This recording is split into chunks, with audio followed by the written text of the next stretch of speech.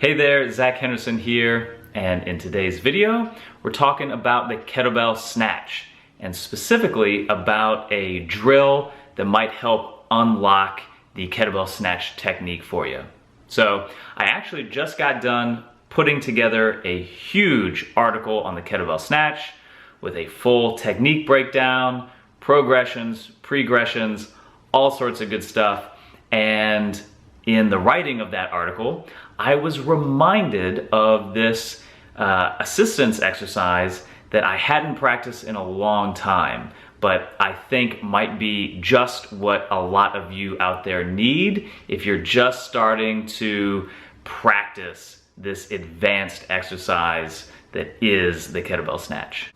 Now, there are two things that tend to trip a lot of people up with the kettlebell snatch.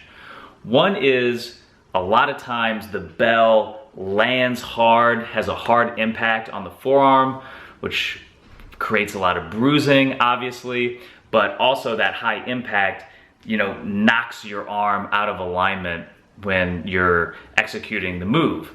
And the second thing is that a lot of people will over grip the kettlebell handle and you might get some blisters, you might tear a callus.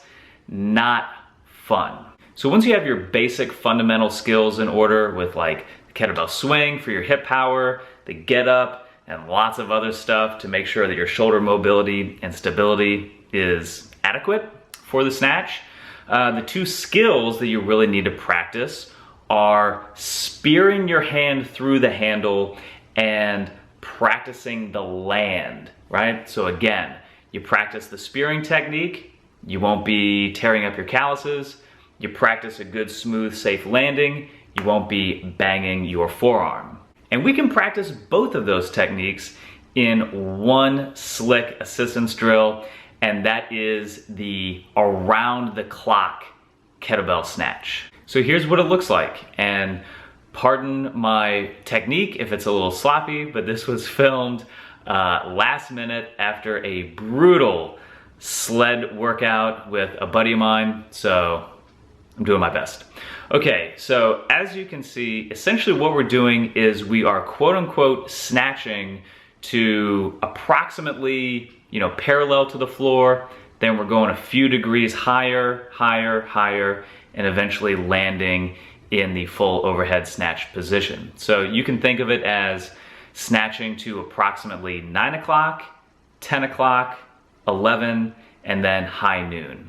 So what this is going to help you feel out is getting your hand through the handle and landing the bell on the forearm quick. That's the thing, is a lot of people hesitate and the bell flies over the hand and lands hard. So by practicing this technique, you're gonna get used to really gunning your hand through, not hesitating, really anticipating the trajectory of the bell. And you'll also be practicing great grip dynamics.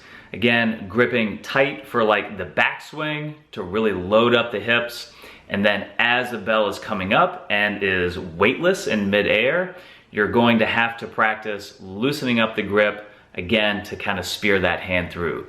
So really in this one exercise, we're practicing a lot of subtle techniques all at once. Now again, please do exercise caution here. You can still get bruised forearms and torn up hands from this exercise. So if you feel your form starting to get a little sloppy, if you're not catching the bell quite right after 2 or 3 reps in a row, always set the bell down, recollect yourself, and restart or move on to some other exercise. I definitely think this drill has a great place in the learning process of the snatch. I do recommend breaking down the snatch technique, working just the negative and just the concentric independently before you start to string them together. So this drill can be a great intermediary in that learning process. Well, that's it for this video. There you have it, the around the clock kettlebell snatch.